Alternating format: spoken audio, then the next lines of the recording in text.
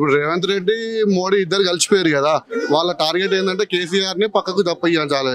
కేసీఆర్ ని పక్కకు తప్పించాలంటే వాళ్ళిద్దరు ఒకటైతేనే ఇక్కడ కేసీఆర్ తట్టుకునే శక్తి ఉంది వాళ్ళకి. కాబట్టి ఈరోజు రేవంత్ రెడ్డి ప్లాన్ ఏంటంటే ముఖ్యంగా అతనితోనే అయితలేదు. ఇక్కడ కేసీఆర్ ని ఏం చేయాలనుకున్నా రేవంత్ రెడ్డి వాళ్ళ కాక ఈ రోజు ఏం చేస్తున్నాడు అంటే మోడీ కన్నా అప్పచెప్తే మోడీ అన్న ఏమన్నా చేస్తాడేమన్నా ఆలోచనతోనే మోడీకి అప్పచెప్పి టీఆర్ఎస్ ను పక్కన పెట్టించాలన్న ఆలోచనతోనే రేవంత్ రెడ్డి ముందుకు వెళ్తున్నాడు.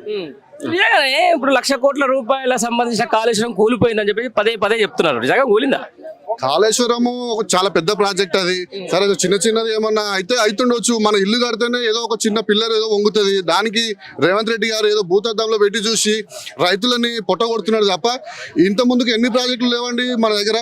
చాలా ప్రాజెక్టులు కట్టిరు. వాళ్ళు కూడా ఏ గవర్నమెంట్ వచ్చినా దాన్ని ఎట్లా రైతులకు ఉపయోగించాలన్న ఆలోచనతో ముందుకు పోతున్నారు తప్ప ఇట్లా ఈ రేవంత్ రెడ్డి లాగా ఒక 2 ఏళ్ళు పక్కకు తప్పించి 2 ఏళ్ళు పక్కన పెట్టి ప్రాజెక్ట్ ని ఎక్కడ కూడా ఇలాంటి చరిత్రలో కూడా లేదు ఇలాంటి సిచ్యువేషన్.